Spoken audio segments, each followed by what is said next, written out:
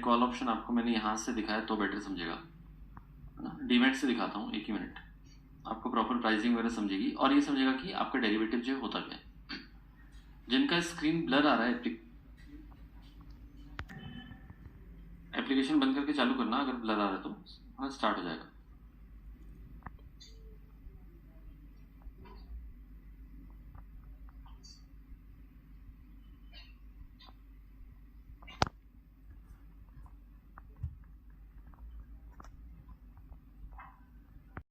Correct है।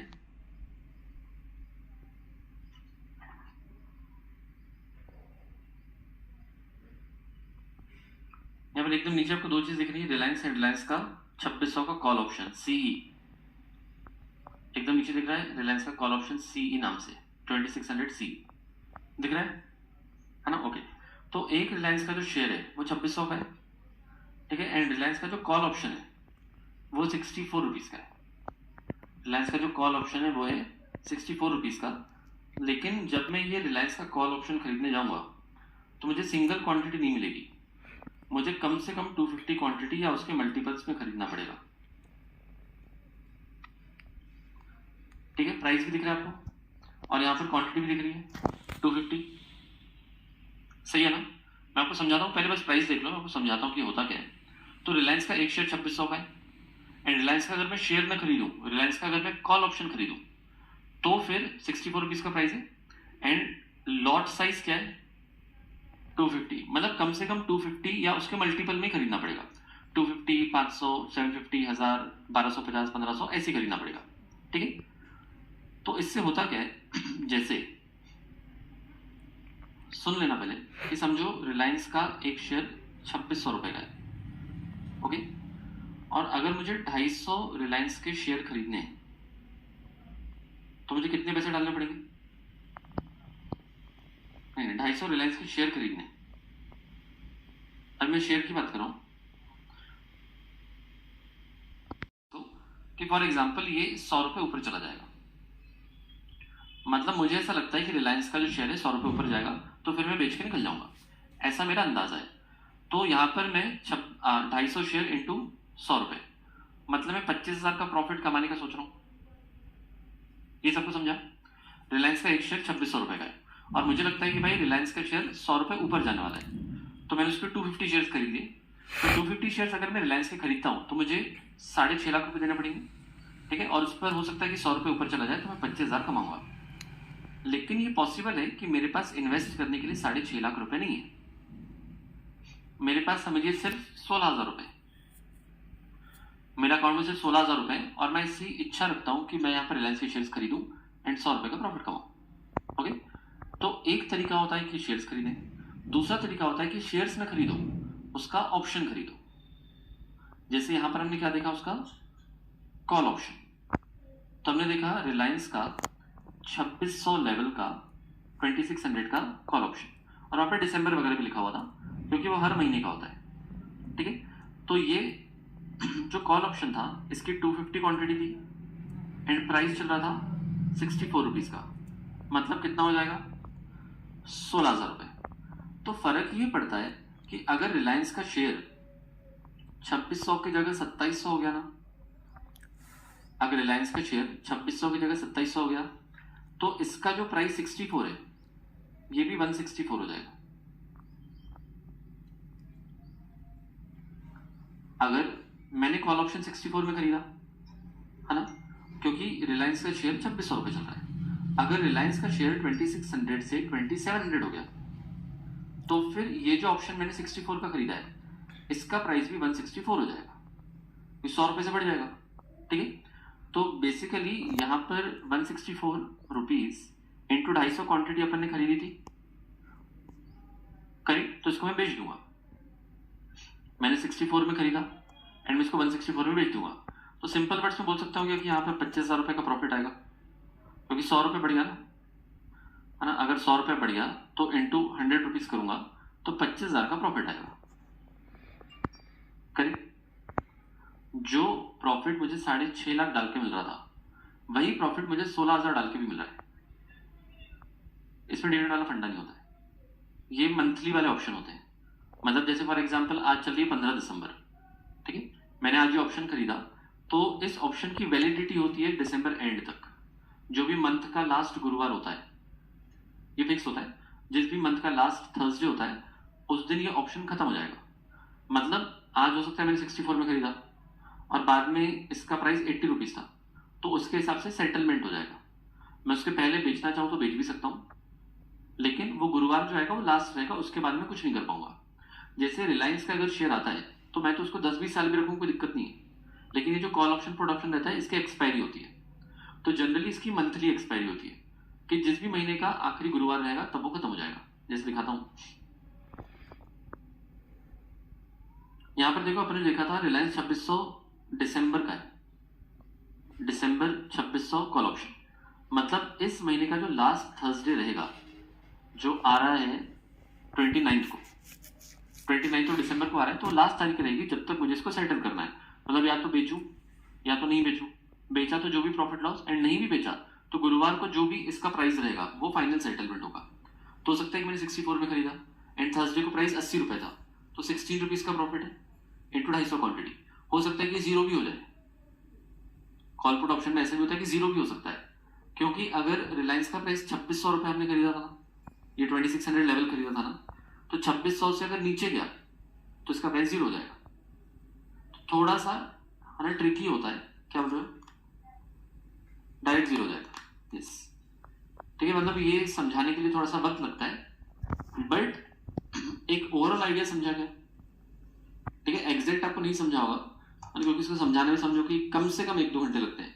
Call क्या होता है, पुट क्या होता है, कौन सा लेवल खरीदना है। अभी 2600 है तो 2600 क्यों खरीदे, 2500 भी खरीद सकते हैं, 2700 भी खरीद सकते हैं, मतलब कोई भी लेवल का अपन कॉल ऑप्शन खरीद सकते हैं। तो जस्ट एक आइडिया के लिए मैं आपको बताता हूँ कि जब अपने को लगता है कि शेयर प्राइस बढ़ेगा तो हम कॉल ऑप्शन लेते हैं, जब अपने को लगता है कि शेयर प्राइस गिरेगा तो पुट ऑप्शन लेते हैं।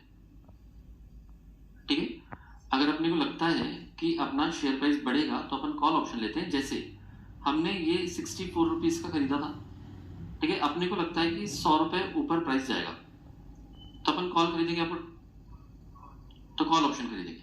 ठीक है, लेकिन अभी समझो रिलायंस का जो शेयर है वो 2600 रुपए का है, तो ऐसा भी तो हो सकता है कि हमको लग रहा है कि भाई ये गिर रहा है या शेयर प्राइस गिरेगा, तो इसमें हम पुट ऑप्शन खरीदेंगे। तो एक बार पुट ऑप्शन भी चेक कर लेते हैं कितने का चल रहा है। अभी तो मार्केट अभी देखो 9:15 बजे बस खुलने वाला है, 1 मिनट के बाद।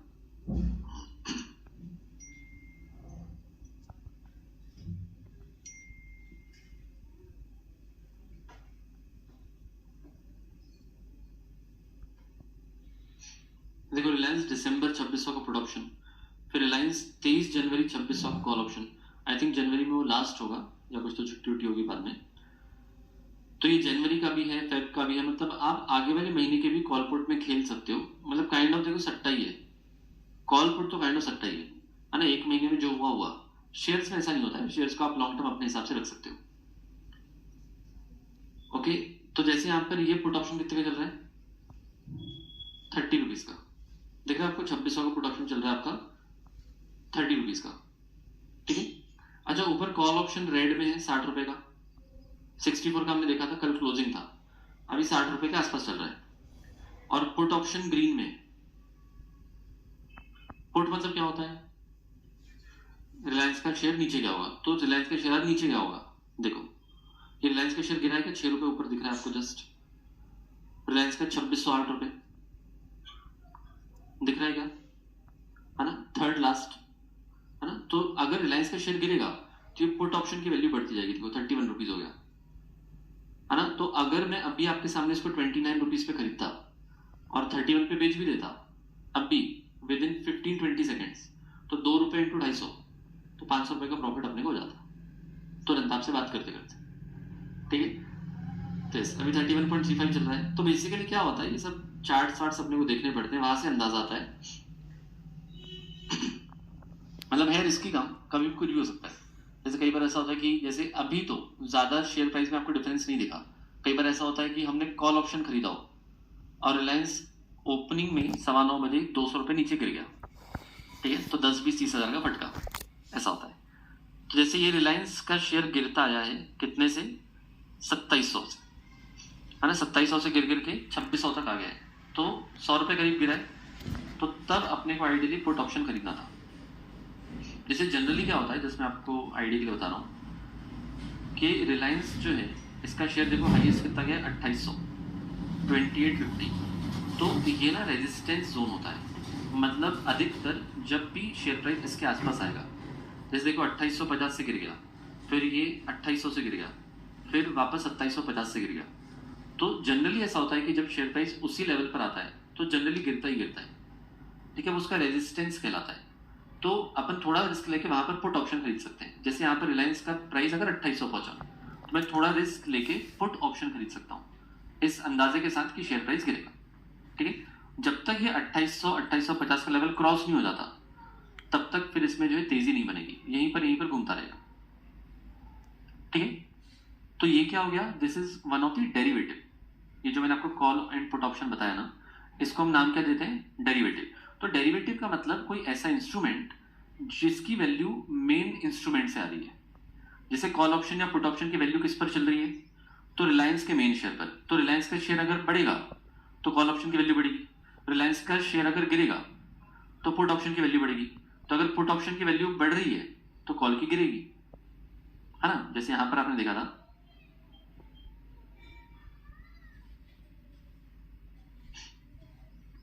तो अभी देखो अगर आपका ये पुट ऑप्शन ग्रीन में है तो कॉल ऑप्शन रेड में, मतलब एक का प्राइस बढ़ेगा एक का प्राइस गिरेगा, ठीक है। तो एक बार शॉर्ट में वापस बताता हूं। हमने क्या बोला, सिक्योरिटीज में क्या क्या आता है, सबसे पहले आपने बोला किसी तरह का शेयर्स, स्क्रिप्ट्स, डिवेंचर्स, बॉन्ड्स वगैरह ये सब आ जाएगा। सेकंड हमने बोला अगर किसी प्रकार के आपके पास डेरिवेटिव्स हैं तो दोपहर को 3:30 बजे तब तक इसका वैल्यू मुझे लगता है कि 2500 आ जाएगा,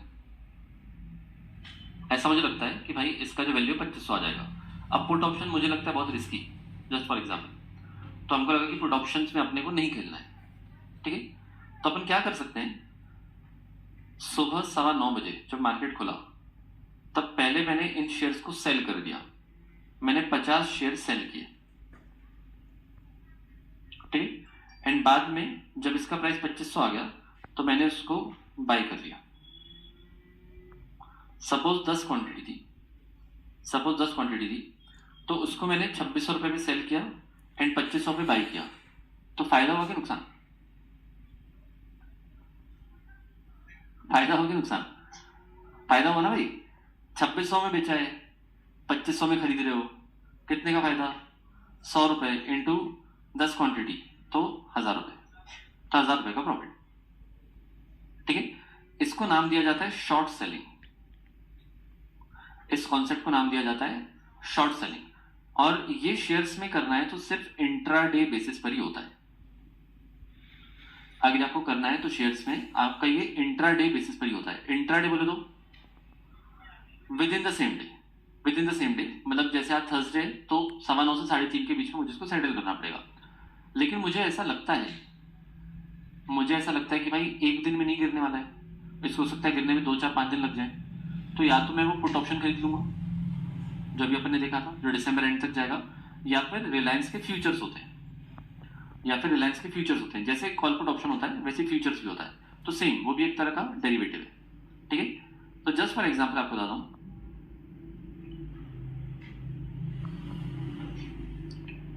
कि यहां पर आप ये रिलायंस का शेयर देख पा रहे हो, या कोई और शेयर उठा देते हैं, जैसे HDFC 2700 का शेयर भी गिर ही रहा है, चलो रिलायंस ही उठा लेते हैं, इसका प्राइस बढ़ गया ऊपर, देखो वापस।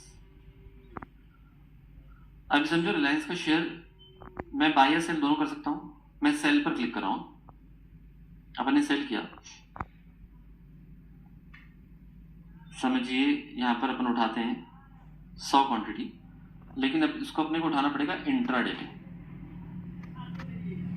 ठीक है, अपने को इसको उठाना पड़ेगा इंट्राडे में, ठीक है। थोड़ा कम कर लेते हैं मार्जिन की वजह से।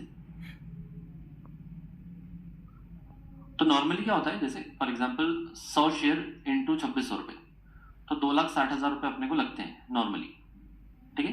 लेकिन जब हम इंट्राडे करते हैं, मतलब with in the same day, तो वो 2,60,000 की जगह 50,000 का भी आपने अगर अकाउंट में पैसा रखा है तो भी चल जाएगा, मतलब क्योंकि सेम डे ट्रेडिंग हो रही है ना, तो थोड़े कम पैसे में भी आप जो है यहाँ पर खेल सकते हो।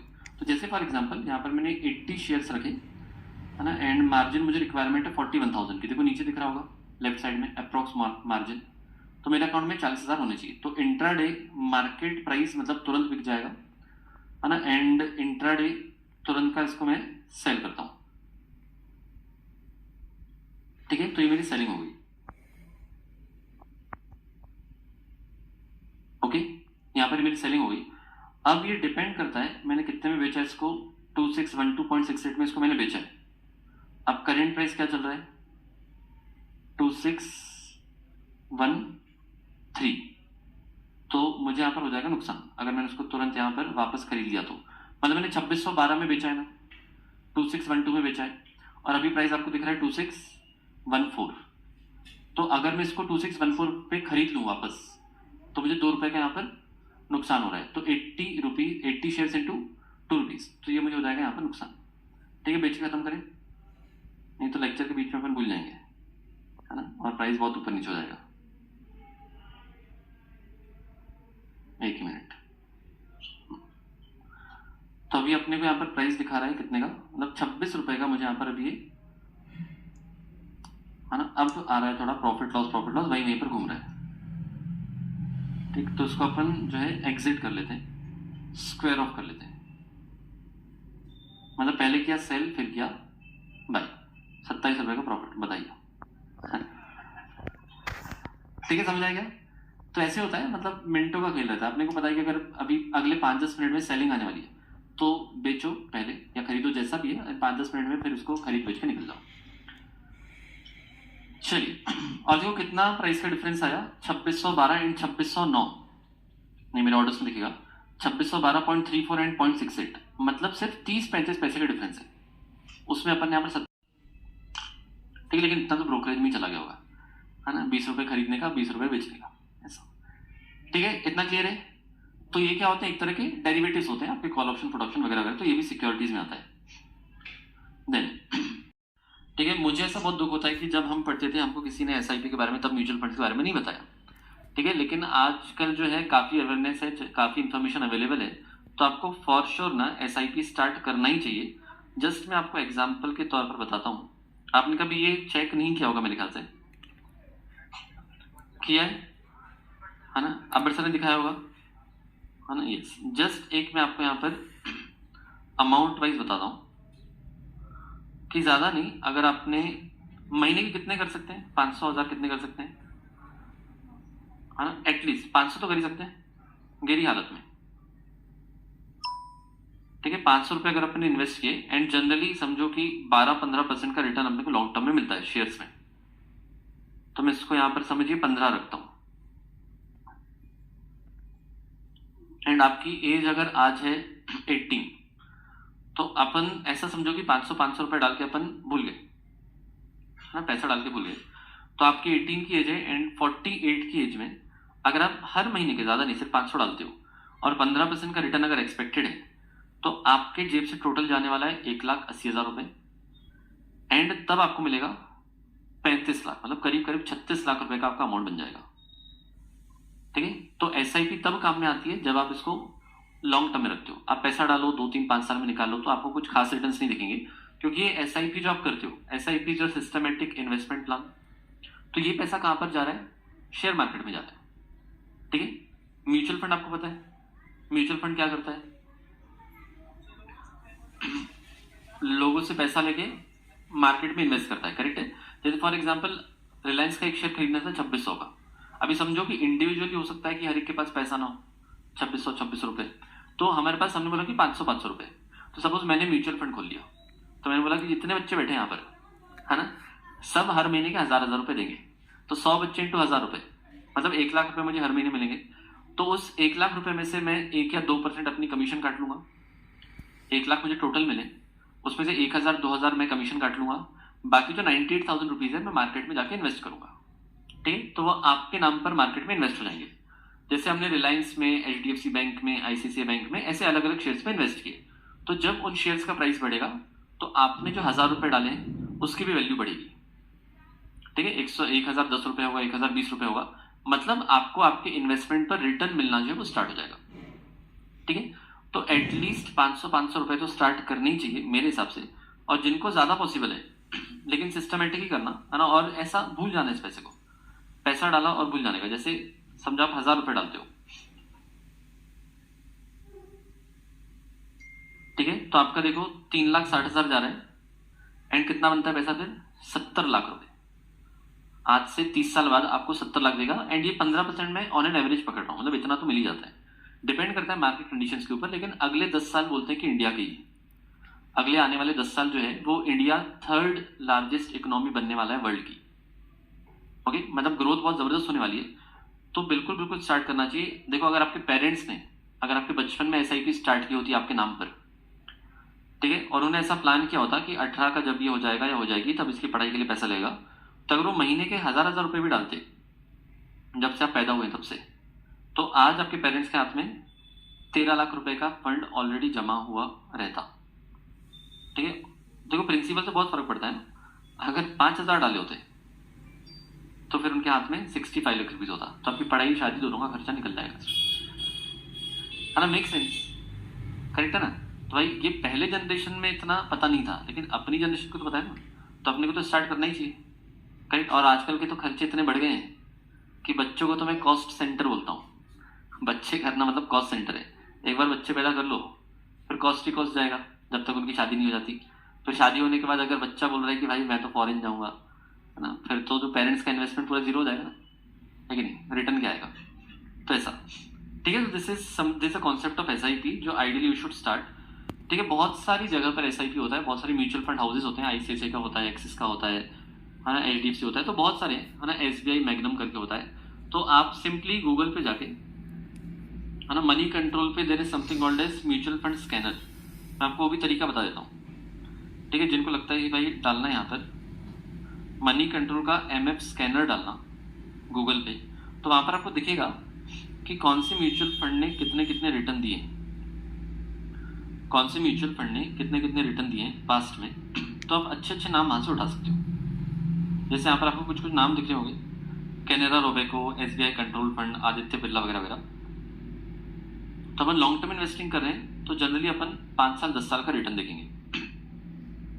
तो जैसे यहाँ पर देखो Canara Robeco equity tax saver fund दिखा रहा था, जहां से हट गया अभी, हाँ ये दिखा रहा है आपको सबसे पहले वाला Canara Robeco equity tax saver fund सबसे पहले। उसमें देखो 5 साल का रिटर्न हर साल का आया हुआ है 9 उसका दिखाएंगे कहाँ गया यार, 5 साल का रिटर्न आया 17.12% दिख रहा है ना। मतलब जो अपन ने अभी एवरेज पकड़ा था वो 15% पकड़ा था, इन्होंने 5 साल में रिटर्न कितना दिया हर साल का 17%। मतलब अगर आपने 100 रुपए डाले थे तो पहले साल के बाद 117 हो गए, प्लस 17% प्लस 17%, तो ऐसी ग्रोथ हुई है। ठीक है सॉरी, तो यहां से आप चूज कर सकते हो कि अगर आपको इन्वेस्ट करना है तो आप कहां पर जो है ना, कौन सा वाले म्यूचुअल फंड में पैसा डाल सकते हो। तो यहां से आप रिटर्न चेक कर सकते हो, लेकिन कहीं कहीं पर आपको नेगेटिव रिटर्न्स भी दिखेंगे, कहीं कहीं पर आपको देखो यहाँ पर नेगेटिव रिटर्न्स भी दिखेंगे, जैसे DSP फ्लेक्सी फंड, क्योंकि ये मार्केट पर डिपेंड करता है, ये मार्केट पर डिपेंड करता है। अगर आपने आज पैसा डाला और मार्केट बहुत जोर से गिर गया तो आपको यहाँ पर नेगेटिव रिटर्न दिखेंगे, क्योंकि अभी नहीं मार्केट पर चलेगा। तो SIP का रिटर्न आपको सिर्फ और सिर्फ लॉन्ग टर्म में दिखता है, शॉर्ट टर्म में भूल जाने का।